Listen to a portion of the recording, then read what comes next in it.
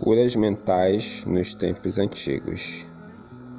Opa pessoal, Fabrício aqui do canal, continuando a leitura do livro O Poder do Seu Subconsciente, O Poder do Subconsciente, de Joseph Murphy, um dos principais livros do autor, traduzidos em mais de 17 línguas e famoso em vários países.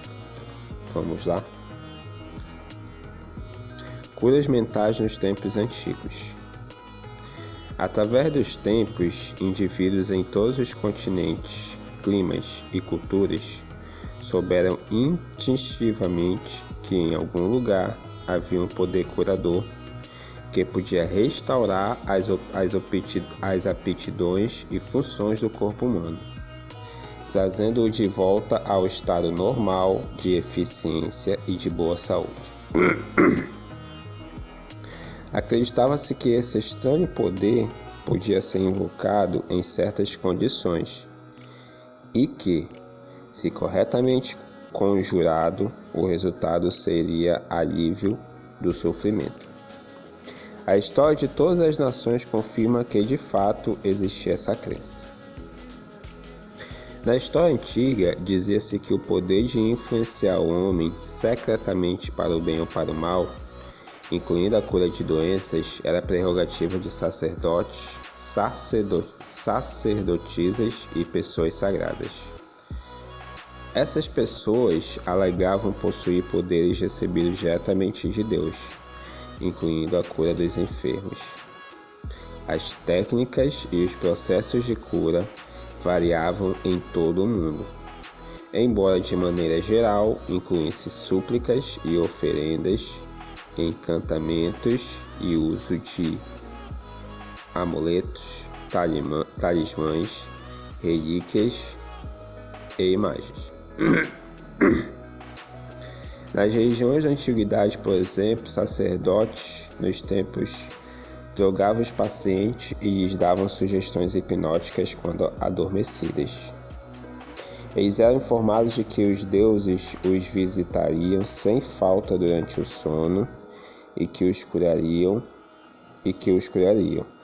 Numerosas curas aconteciam.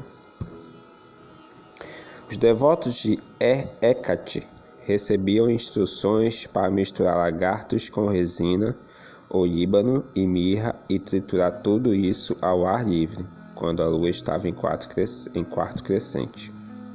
Após a execução desses ritos bizarros e misteriosos, eles rezavam a deusa, engoliam a poção já preparada e mergulhavam no sono.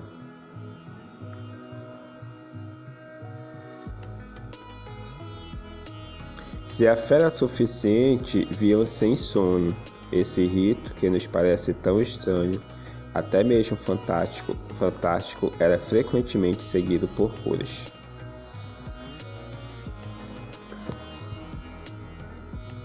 Nos tempos antigos, um homem inventou numerosas e eficientes maneiras de ganhar acesso ao poder incrível da mente subconsciente e usá-la para a cura. Embora soubessem que esses procedimentos funcionavam, não sabiam como ou por que produziam resultados. Hoje sabemos que sugestões poderosas produzem resultados. Hoje sabemos que sugestões poderosas produzem nosso resultado. Rituais, poções e amuletos atraíam profundamente a imaginação do homem e facilitava a aceitação pelo subconsciente das sugestões repetidas do curandeiro. O trabalho de cura, porém, era realizado pela própria mente subconsciente do paciente. Em todas as eras, curandeiros leigos obtiveram sucessos notáveis em casos em que a perícia médica tradicional fracassara e os pacientes haviam entrado em desespero. Essa situação nos leva a perguntar de que modo esses curadores em todo o mundo faziam e fazem certas curas. A resposta é que as curas ocorrem porque a crença cega do doente libera o poder curador existente na sua mente subconsciente. Quanto mais fantásticos e estranhos os remédios e métodos usados pelos curandeiros, mais provável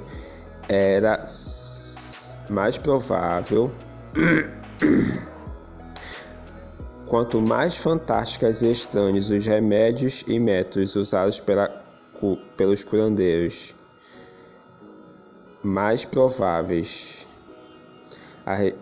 Quanto mais fantásticos e estranhos os remédios e métodos usados pelos curandores, mais provável era que os pacientes acreditassem que algo não tão estranho tinha que ser incomumente poderosa. A excitação emocional tornava-lhe fácil aceitar a sugestão de saúde, tanto pela mente consciente quanto pela subconsciente. Esse processo irá dissuadi-lo em mais detalhes no capítulo seguinte. Capítulo bem demorado, né, pessoal? De capítulo não, subtítulo. Vamos lá, continuar a leitura. Relatos bíblicos de uso dos poderes do subconsciente. Por isso vos digo que tudo quanto em oração pedirdes, credes que recebestes, e assim será convosco. Releiam esta passagem e prestem toda atenção à diferença nos tempos dos verbos. Os verbos crer e receber estão no presente, ao passo que o assim será convosco está no futuro. O inspirado evangelista nos diz algo da mais alta importância com essa diferença aparentemente pequena na construção gramatical da sentença. Se acreditamos e aceitamos como verdade o fato de que nosso desejo já foi atendido e realizado, que já foi completado, sua realização se seguirá como algo futuro. O sucesso dessa técnica reside na convicção profunda de que o pensamento, a ideia, a imagem já está na mente. Se queremos que alguma coisa tenha substância no reino da mente, ela deve ser pensada como realmente existente. No trecho bíblico temos, em umas poucas palavras enigmáticas, uma instrução concisa e específica sobre a maneira de usar o poder criador da mente, isto é, gravando no subconsciente aquilo que desejamos. Nosso pensamento, ideia, plano ou objetivo são tão reais em seu próprio plano como nossa mão ou coração no corpo. Ao empregar a técnica bíblica, varremos inteiramente da mente todas as considerações sobre condições, circunstâncias ou qualquer coisa que possa implicar resultado negativo. Estamos plantando na mente uma semente que, se a deixarmos em paz, germinará sem falta e terá fruição externa. A condição em que Jesus insistia acima de todas era a fé. Repetidamente lemos da Bíblia: faze-vos conforme vossa fé. Se plantamos certos tipos de sementes no solo, temos fé em que elas germinarão segundo sua natureza. É assim que se comportam as sementes, e confiando nas leis do crescimento e da agricultura, sabemos que elas brotarão segundo sua natureza. A fé descrita na Bíblia é uma maneira de pensar, uma atitude mental, uma certeza íntima, a convicção de que a ideia que aceitamos sem reservas na mente consciente será assimilada pela mente subconsciente e tornada manifesta. A fé é, em certo sentido, a aceitação como verdade daquilo que nossa razão e sentidos negam. É um fechamento, a recusa em escutar a pequena, racional, analiticamente consciente e adotar uma atitude de confiança completa no poder interior da mente subconsciente. Mas vejamos um dos exemplos bíblicos mais conhecidos da técnica de cura. Mateus capítulo 9, versículo 28-30. Tendo ele entrado em casa, aproximaram-se os cegos, e Jesus lhes perguntou: Credes que eu posso fazer isso? Responderam-lhe: Sim, Senhor. Então lhes tocou os olhos, dizendo: Faça-vos conforme a vossa fé. E abriu-se-lhe os olhos, porém os advertiu severamente, dizendo: Acautelai-vos de que ninguém o saiba. Ao dizer faça-vos conforme a vossa fé, Jesus estava pedindo abertamente a cooperação da mente subconsciente dos cegos, cuja fé era a grande esperança, o sentimento profundo, a convicção interior de que alguma coisa milagrosa aconteceria, que a prece que haviam feito seria atendida. E por isso mesmo foi. Essa é a técnica de cura consagrada pelo tempo, utilizada por todos os grupos de cura em todo o mundo, qualquer que seja a afiliação religiosa. Ao dizer acautelai-vos de que ninguém o saiba, Jesus insistia com os pacientes curados para que não discutissem com outrem a cura recebida. Se assim fizessem, poderiam ser prejudicados por críticas céticas ou despreciativas dos incrédulos.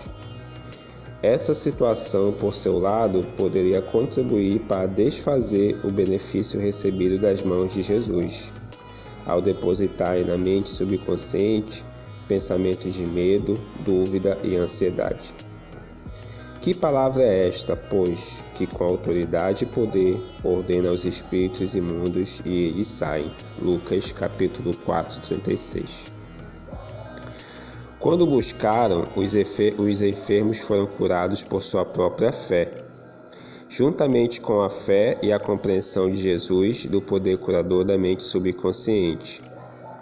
Tudo o que decretava, ele sabia no íntimo que era verdade. Jesus e os necessitados de ajuda eram unos com a mente subjetiva universal. A certeza e convicção interiores de Jesus sobre o poder curador mudaram a configuração destrutiva negativa do subconsciente dos enfermos. As curas resultantes foram a resposta automática a uma mudança mental interna. O comando que se lhes deu foi o apelo que fez ao subconsciente dos doentes, além de saber, sentir e confiar absolutamente na reação da mente subconsciente às palavras que com autoridade pronunciou.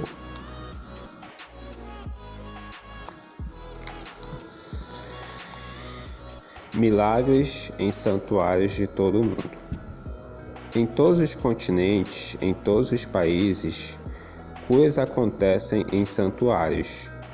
Alguns são mundialmente famosos, outros conhecidos apenas dos que moram nas suas proximidades. Mas famosos ou obscuros, as curas ocorrem por motivos idênticos e por meio dos mesmos poderes da mente subconsciente. No Japão, visitei vários santuários famosos. A peça central do mundialmente conhecido santuário de Gyatso é uma gigantesca estátua de bronze, de 12 metros de altura, de Buda, com as mãos postas, a cabeça inclinada em êxtase profundo. Observei velhos e jovens depositando oferendas aos pés da estátua. Dinheiro, frutas, arroz, laranjas. Os devotos acendiam velas, queimavam incenso e entoavam preces com pedidos. Escutei atento o cântico de uma mocinha, enquanto ela entoava a prece de cabeça baixa e apresentava 2 laranjas como oferenda. Nesse momento, ela agradecia a Buda por ter lhe restabelecido a voz.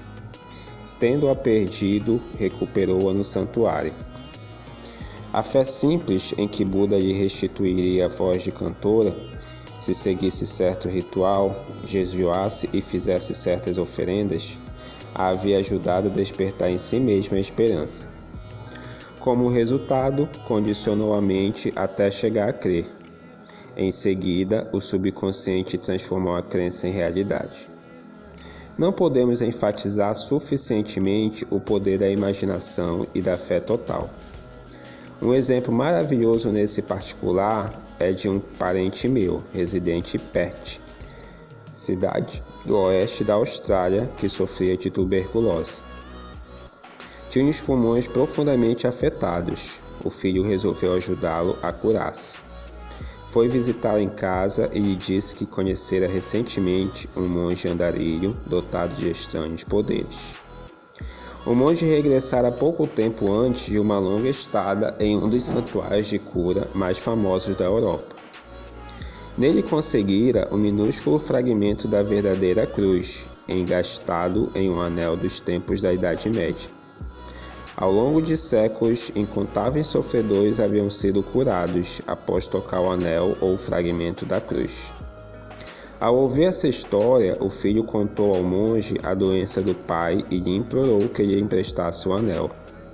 O monge concordou.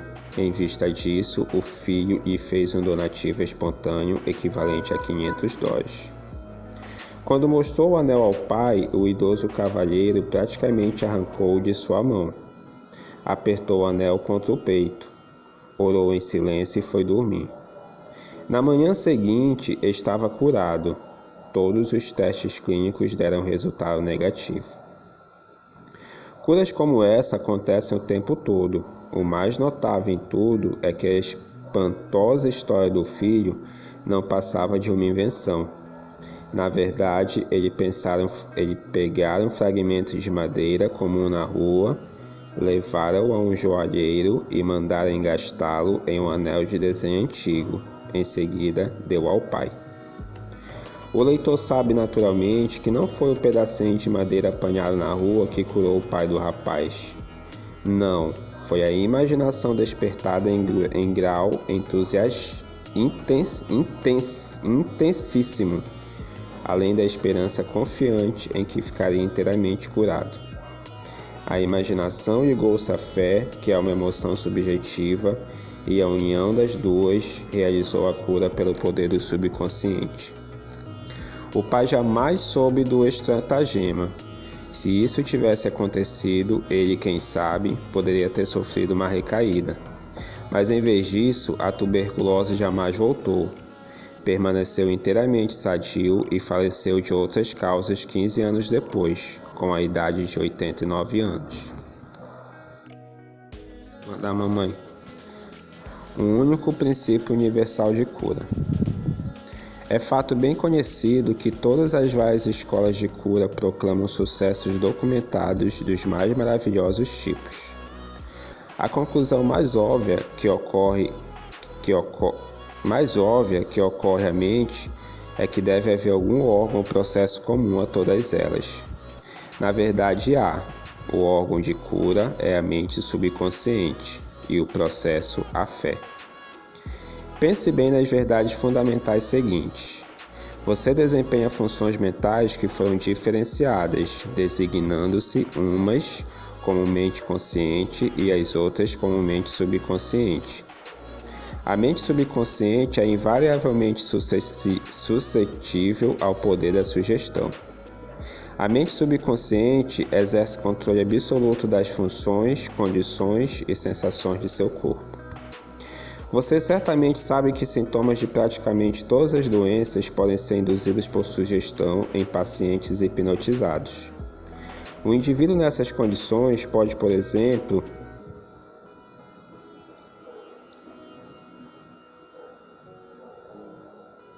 ficar com febre alta, afogueado ou sentir calafrios conforme a natureza da sugestão.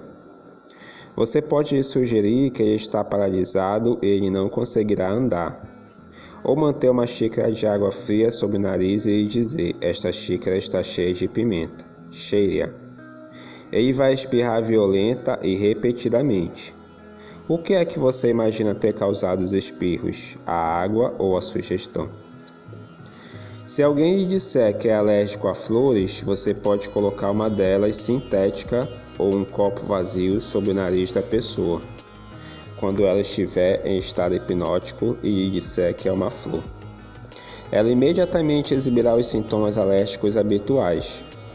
Esse fato demonstra que a causa dos sintomas está na mente subconsciente. A cura dos sintomas ocorre nela também. Diferentes escolas de medicina, tais como osteopatia, quiroprática, qigong, acupuntura e naturopatia, produzem todas elas curas notáveis. O mesmo acontece com os ritos e as cerimônias das várias crenças religiosas em todo o mundo. É evidente que todas essas curas são realizadas por intermédio da mente subconsciente, a única curadora existente. Note só como ela cura um corte num dedo. Ela sabe exatamente como fazer isso. O médico põe uma atadura e diz: a natureza curará o ferimento. Natureza, porém, nada mais é do que outro nome para a lei natural, a lei da mente subconsciente. O instinto de autoconservação é a primeira lei da natureza e principal função da mente subconsciente. Seu instinto mais forte é a mais potente de todas as autossugestões.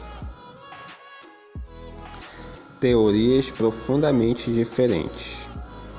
Muitas e diferentes teorias de cura foram propostas por diferentes seitas religiosas e grupos de terapia pela prece. Muitos alegam que, uma vez que suas práticas produzem resultados, a teoria que defendem deve ser a certa. Mas como vimos neste capítulo, essa alegação carece de fundamento. Como você sabe, há vários tipos de cura. Franz Anton Mesmer, 1734 a 1815, um médico austríaco que clinicava em Paris, descobriu que aplicando ímãs ao corpo doente podia curar milagrosamente a doença de que ele sofria. Realizou também curas com vários outros tipos de material, como vidro e metal.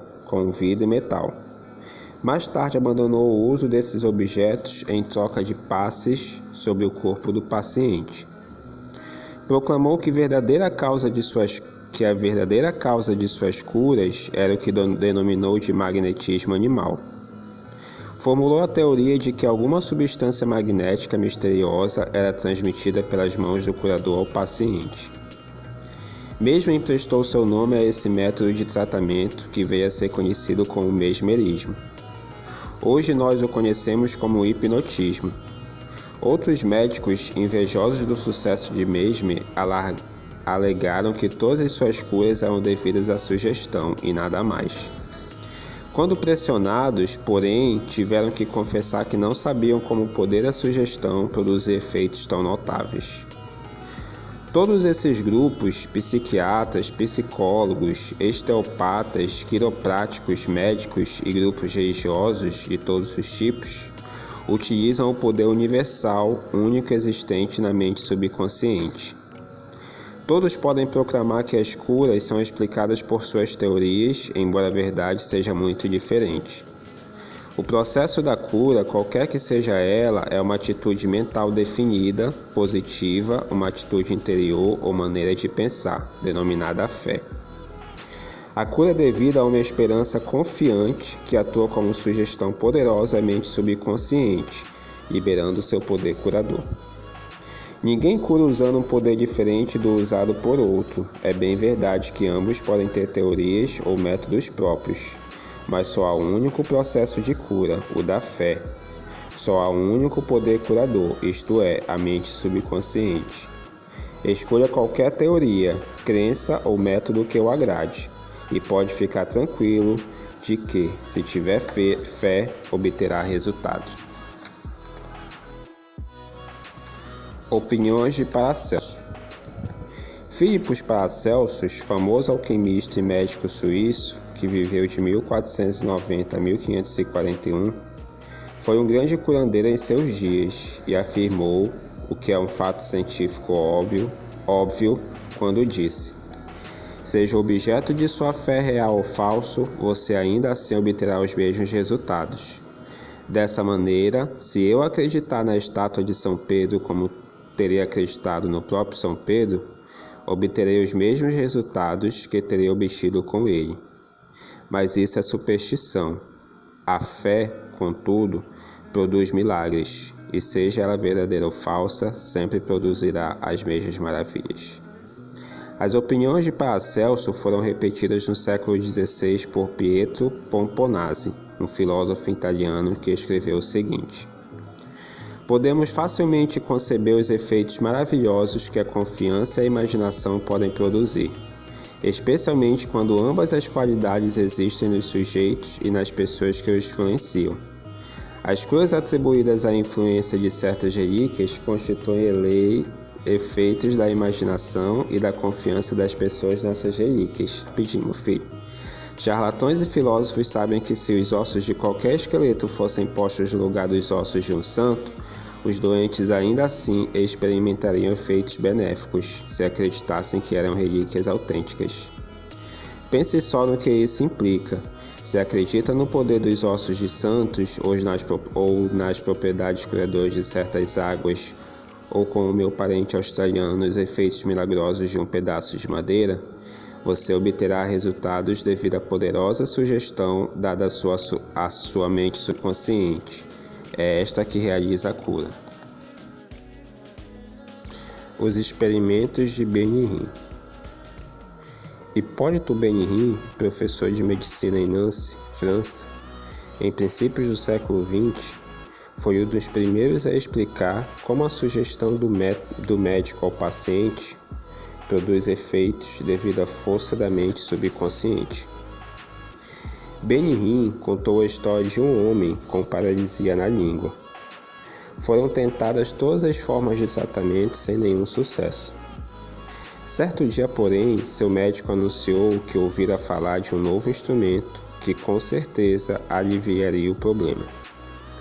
Em seguida, ele colocou um termômetro na boca do paciente, que acreditou que era um instrumento que o salvaria. Momentos depois, gritou alegremente que podia mover a língua com a maior felicidade. Continua Benihim.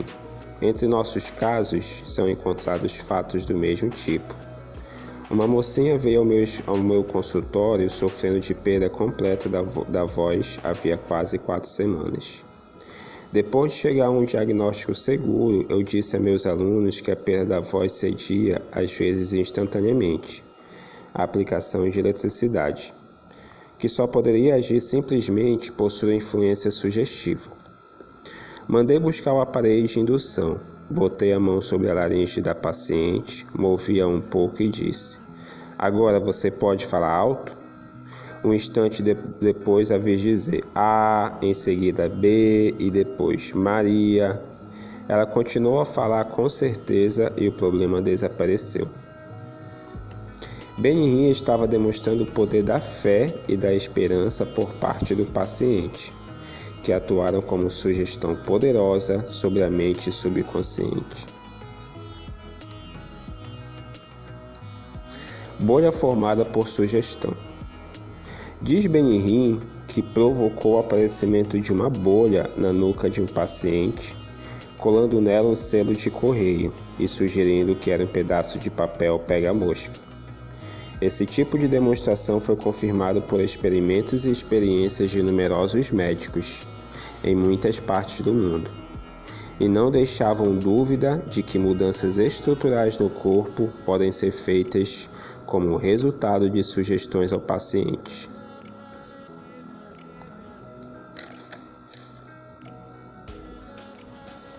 A causa dos estigmas sangrentos. Hemorragias e estigmas sangrentos podem ser induzidos por sugestão. Como demonstração desse fato, o Dr. M. Bourru colocou uma pessoa em transe hipnótico e deu em seguida a sugestão seguinte: às 16 horas após a hipnose, você virá ao meu consultório, se sentará nessa poltrona e cruzará os braços sobre o peito. Seu nariz, nessa ocasião, começará a gotejar sangue. Naquela tarde, o jovem fez exatamente o que lhe havia sido dito. Logo que cruzou os braços, várias gotas de sangue pingaram da narina esquerda. Em outra ocasião, o mesmo pesquisador escreveu o nome do paciente em ambos os antebraços, com a ponta rombuda de um instrumento. enquanto ele estava em transe hipnótico. Em seguida disse Borru: às 16 horas você cairá no sono, seu braço sangrará ao longo das linhas que eu tracei, e seu nome aparecerá escrito em seus braços em letras de sangue. Naquela tarde, o paciente foi atentamente observado. Às 16 horas ele caiu no sono. No braço esquerdo, as letras sobressaíram em relevo brilhante e em alguns pontos havia gotas de sangue. Embora as letras desaparecessem gradualmente, elas continuaram ainda levemente visíveis 3 meses depois. Esses fatos demonstram simultaneamente a correção das duas proposições expostas, isto é, a suscessibilidade invariável da mente subconsciente ao poder da sugestão e o controle perfeito que ela exerce sobre funções, sensações e condições do corpo. Todos os fenômenos citados retratam vividamente condições anormais induzidas por sugestão, e são provas conclusivas de que, assim como um homem pensa em seu coração, mente subconsciente, assim ele é.